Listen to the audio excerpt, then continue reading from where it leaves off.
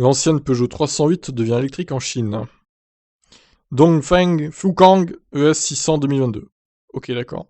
La Peugeot 308 existe en Chine, un berline 408 est désormais dans cette version électrique. Dongfeng Fukang ES 600.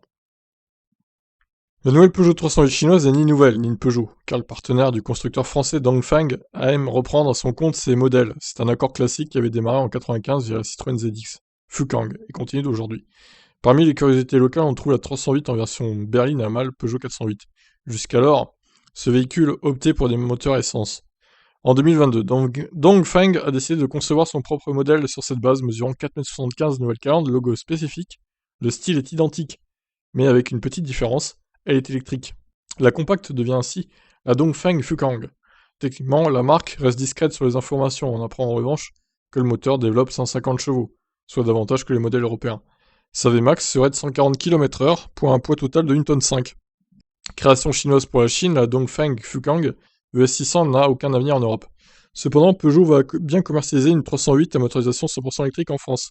C'est la promesse de la marque depuis mars dernier, via la voix de la chef de produit Agnès Tesson-Faguet.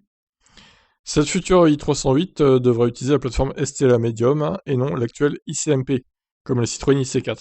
Cette dernière n'offre qu'un moteur de 100 kW et une batterie trop petite de 50 kWh, merci le site qui actualise. C'est évidemment très sympathique.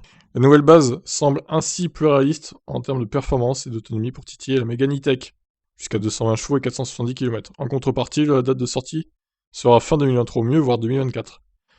C'est trop long, c'est trop long. La raison est de donner la priorité au nouveau Peugeot i3008, premier à utiliser la plateforme. Et oui, les SUV en premier, c'est peut-être une erreur quand même. Hein.